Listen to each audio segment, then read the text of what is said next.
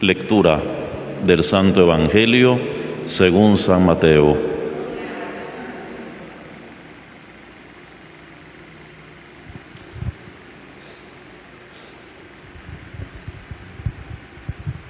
En aquel tiempo, cuando llegó Jesús a la región de Cesarea de Filipo, hizo esta pregunta a sus discípulos: ¿quién dice la gente que es el Hijo del Hombre?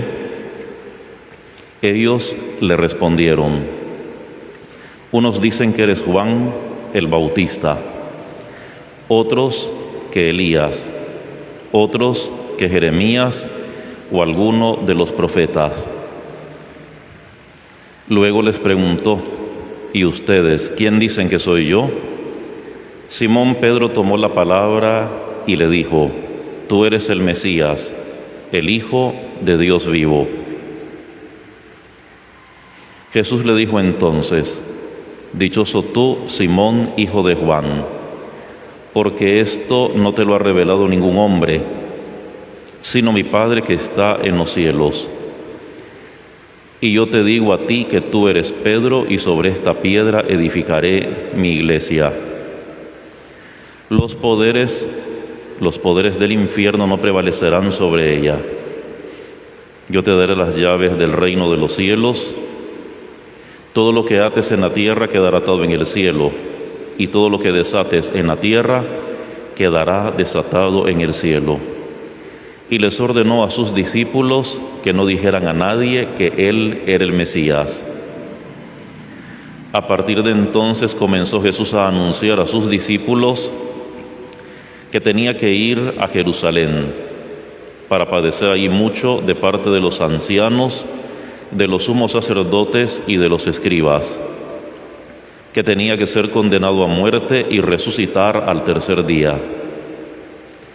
Pedro se lo llevó aparte y trató de disuadirlo, diciéndole: no lo permita Dios, Señor, eso no te puede suceder a ti.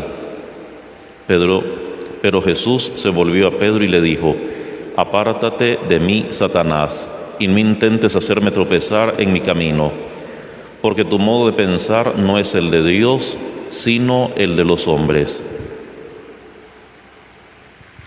Palabra del Señor. Angelica dicta, deleantur nostra delicta laustivi Christe. Siéntense.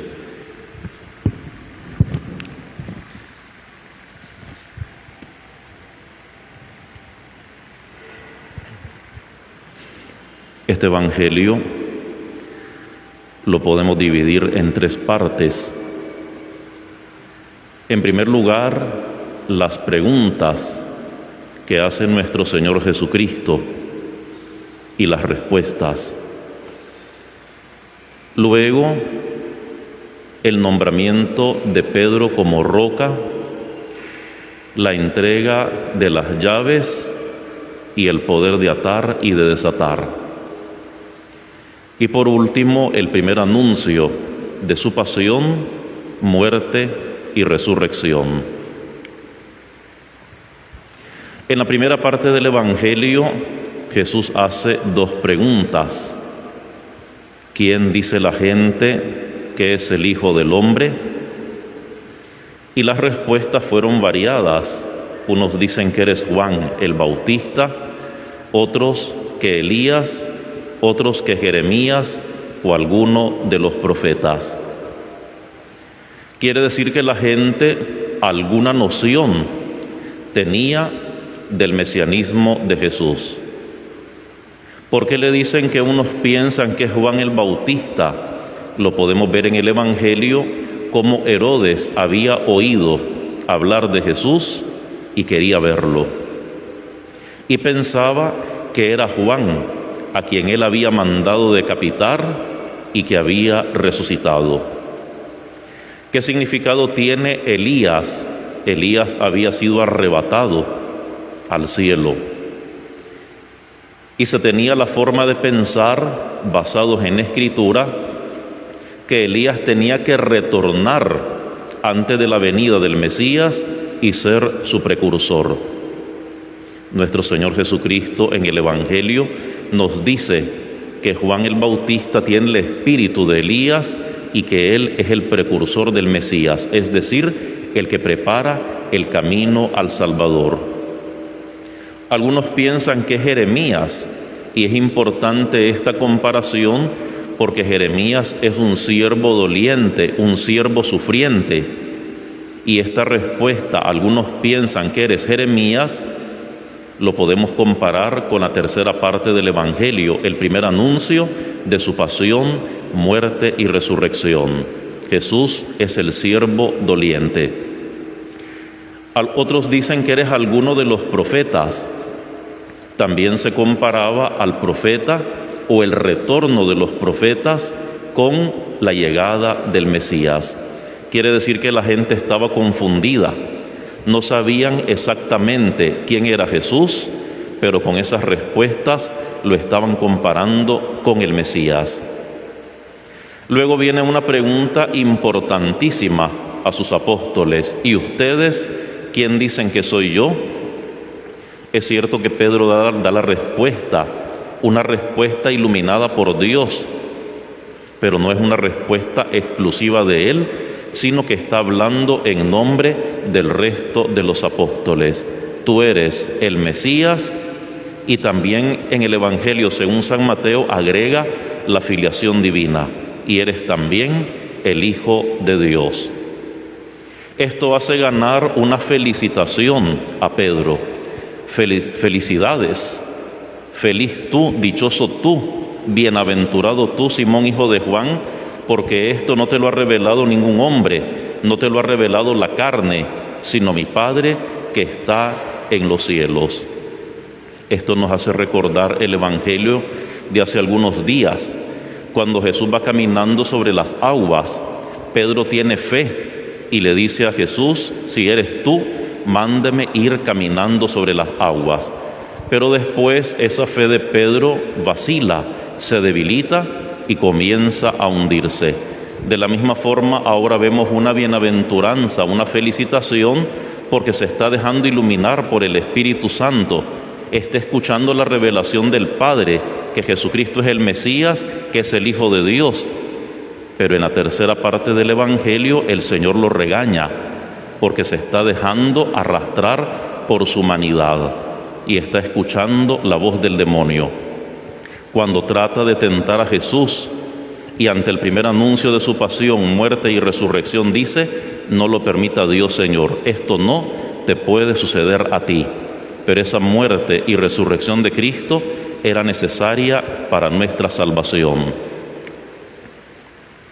En la segunda parte del Evangelio, nuestro Señor Jesucristo hace un nombramiento de Pedro. Le da las llaves del reino de los cielos y el poder de atar y de desatar. Le cambia el nombre. Dicen los escrituristas que en griego Petros y en arameo Kefas, que significa piedra o roca, no se utilizaba como nombre, hasta que el Señor le cambia el nombre a Simón y le llama Kefas o Petros, es decir, piedra o roca. Se empieza a utilizar este nombre para ponérselo a las personas. ¿Por qué le dice piedra? Muchas veces nos vamos a encontrar con esta expresión en el Viejo Testamento. Ya sabemos lo que puede significar una piedra o una roca, y que es mejor una casa construida con roca, como nos dice el Señor en el Evangelio. La roca es solamente Dios. Pero en el Nuevo Testamento solamente a dos personas se les da este título de roca. En primer lugar, a nuestro Señor Jesucristo, porque es el Hijo de Dios, es Dios, y se le da también a Pedro. Pero esto no significa que Pedro es la roca es Cristo. ¿En qué sentido Pedro será roca también?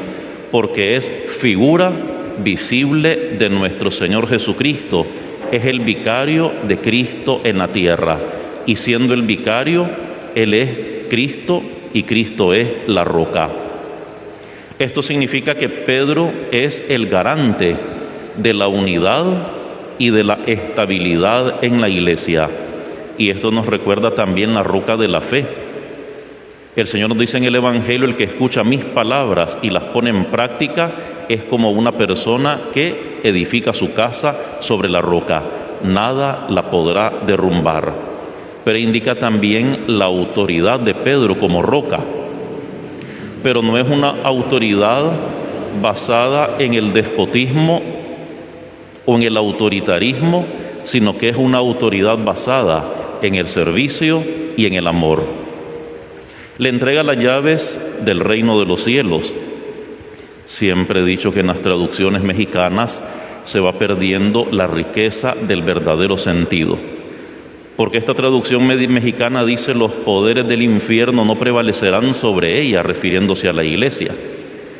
Pero es mejor la verdadera traducción, por ejemplo la española, que nos dice: las puertas del Hades, es decir, las puertas del infierno no prevalecerán sobre ellas. ¿Qué significa esto? El infierno tiene puertas y el cielo también tiene puertas. ¿Cuál es la misión de Jesucristo? Decimos en el credo: descendió a los infiernos. Y la misión de Cristo es evitar que sus hijos, que sus fieles, que sus discípulos entren por las puertas del infierno y hacerlos pasar, entrar por las puertas del reino de los cielos. Y esa es la misión de la iglesia, de Pedro, de los apóstoles y de toda la iglesia: evitar que sus hijos entren por las puertas del infierno y que entren por las puertas del reino de los cielos. Por eso ahora entendemos la entrega de las llaves que hace nuestro Señor Jesucristo a Pedro, porque el cielo tiene puertas. ¿Cómo entendemos nosotros dentro del contexto del pueblo de Israel? Una casa tiene llaves, un cofre precioso, o diríamos nosotros una caja fuerte quizás, tiene llave. Se puede referir a la lectura de un texto importante. Significa que las llaves simbolizan la autoridad jurídica o administrativa o cultural. Y de esta forma Pedro es el dispensador de los tesoros de la salvación. Él también puede permitir la entrada o la no entrada al reino de los cielos. Luego se le da la autoridad, el poder de atar y de desatar. Quizá esta expresión no nos diga mucho a nosotros, pero también hemos de entenderla en el contexto del pensamiento del pueblo de Israel. En el judaísmo, atar o desatar es un acto legal, que significa prohibición o un permiso.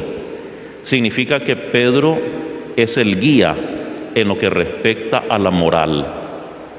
Es el guía en el perdón de los pecados. La iglesia puede perdonar los pecados. Es el guía en la comunión. Puede permitir la comunión o la excomunión en la iglesia. Y también es el guía en la doctrina de la fe. Puede prohibir o puede permitir. En la última parte del Evangelio se nos da el primer anuncio de la pasión, muerte y resurrección de nuestro Señor Jesucristo.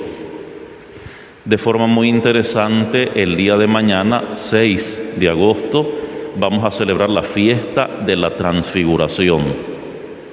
Y a mañana vamos a explicar el sentido, el significado de esta fiesta.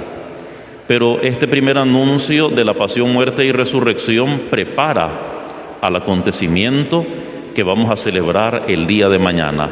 Jesús anuncia que sí es el Mesías, como ha dicho Pedro, sí es el Hijo de Dios, pero este Mesías va a llevar a cabo el plan de la salvación y de la redención muriendo en la cruz. Pero la muerte no tiene la última palabra, sino que Él va a resucitar. Y esto deja un sabor amargo en el paladar de los discípulos. Quedan tristes, asustados. ¿Cómo es posible que el Mesías tiene que morir? Va a parecer un fracasado. ¿Cómo es esto que va a ser crucificado? Y para quitar ese sabor amargo, se transfigura delante de algunos, mostrándoles su gloria y su divinidad. Pero para poder Él retomar la gloria en el cielo, después de su muerte y resurrección y ascensión y sentarse a la derecha del Padre, para poder revelar plenamente su divinidad, tiene que morir en una cruz. Pidamos al Señor que pongamos en práctica este Evangelio.